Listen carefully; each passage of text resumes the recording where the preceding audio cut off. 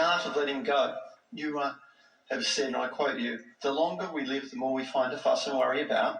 And Esther's friend Louise Hay has written books to relate illnesses to emotions and that's going on in the body.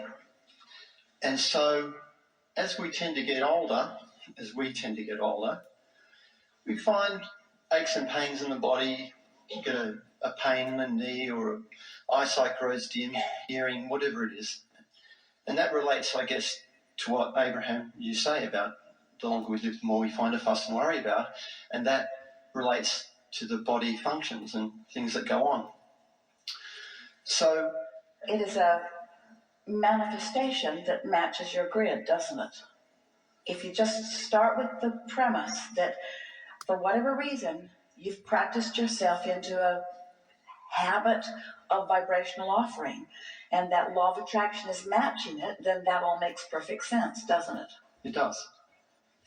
So what are you asking about letting go? Letting go, because if someone has got multiple aches and pains or dis-eases in the body, does that mean they're carrying multiple vibrations of different subjects that have been accruing in we'll come back to that. So hold that and speak it to us just like that again if we don't answer it in this next run.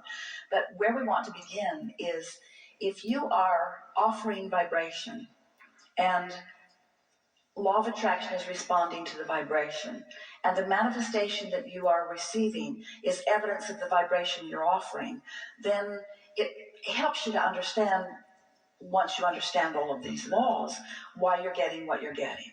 So we have a question for you relative to the idea of letting go. Do you believe or understand that if you are awake, that you are offering a vibration? May I ask, are we offering one vibration or multiple vibrations? You're offering a synthesis of vibrations. But the thing is, whatever is dominantly active within you, law of attraction just does not allow a whole lot of different vibrations going on at the same time. Now, you could be moving a bit from one to the other. In other words, as you observe one person, you could be offering one vibration as you observe another. But law of attraction is even managing that pretty well. In other words, you don't have a lot of diversity in your vibration. So we'll come back to our question. Do you understand that if you are awake, that you are offering a vibration? Yes. You cannot turn it off.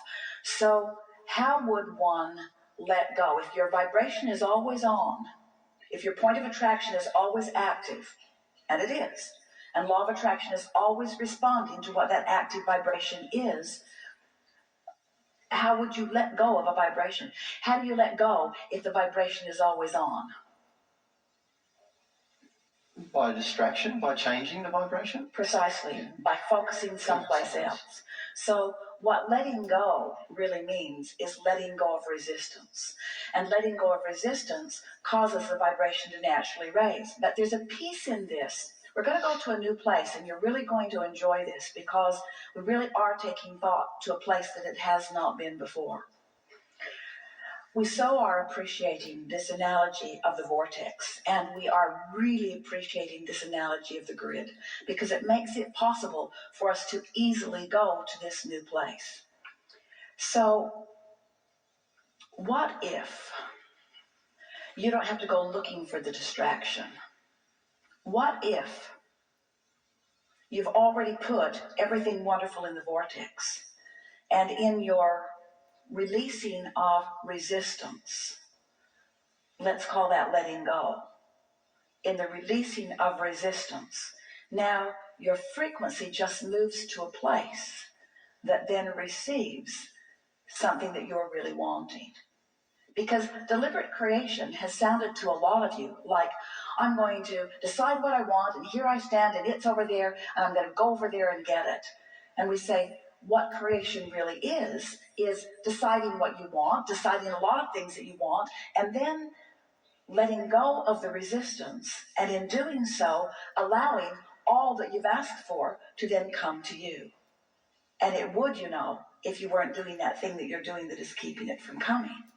If you were not beating the drum of not enough money, you would have more money than you have any sensible use for. If you are not chronically beating the drum that you do not have enough, money could not possibly stay away from you because you've been asking for it and asking for it and asking for it. So how do you let go of those patterns and habits of thought? If a train's going 100 miles an hour in that direction, and you would like to go 100 miles an hour in that direction, you don't want it to happen suddenly. You really don't. So the train's going to slow down, and then the train's going to speed back up. And it's a similar way with thoughts.